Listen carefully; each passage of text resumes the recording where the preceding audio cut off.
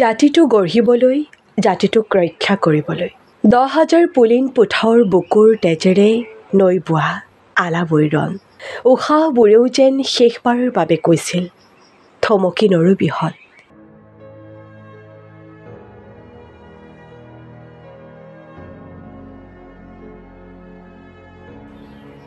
হাজাৰজন অসমীয়া বীৰে বুকুৰ তেজেৰে ইতিহাস ৰচনা কৰিছিল আলাবৈ ৰণক্ষেত্ৰত। শৰাইঘাটৰ যুদ্ধৰ পূৰ্বে আন এখন বিখ্যাত যুদ্ধ আলাবৈ ৰণ।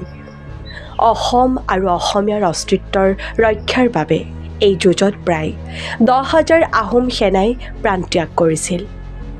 1669 চনৰ 5 আগষ্টত বৰ্তমান উত্তৰ গুৱাহাটীৰ ওচৰৰ পছৰীয়া দলৰ পথাৰ অঞ্চলৰ আলাবৈ পাহাৰৰ সমীপত এই ৰণ সংঘটিত হৈছিল আৰু এই ৰণেই আলাবৈ ৰণ বুলি জনাজাত।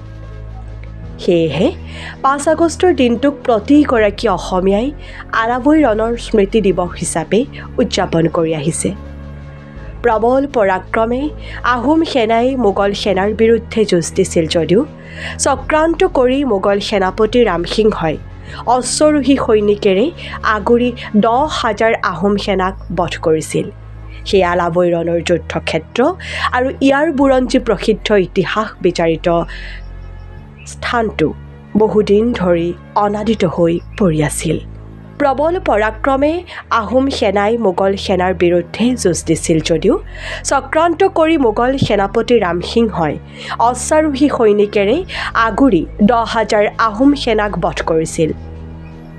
সেই আলাবৈ ৰণৰ যুদ্ধক্ষেত্ৰ আৰু ইয়াৰ বুৰঞ্জী প্ৰসিদ্ধ ইতিহাস বিজড়িত স্থানটো বহুদিন ধৰি অনাদিত হৈ পৰি আছিল।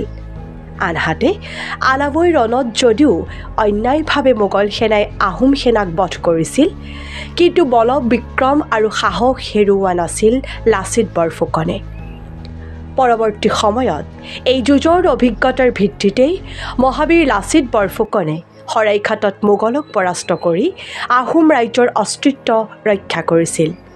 আৰু আজিৰ দিনটো ৰাজ্যৰ বিভিন্ন প্ৰান্তত আলাবৈ ৰণৰ স্মৃতি সুঁৱৰি বীৰ যোদ্ধাসকলক স্মৰণ কৰি আলাবৈ ৰণত প্ৰাণ আহুতি দিয়া বীৰসকলক সশ্ৰদ্ধ স্মৰণ কৰে প্ৰতিগৰাকী অসমীয়াই।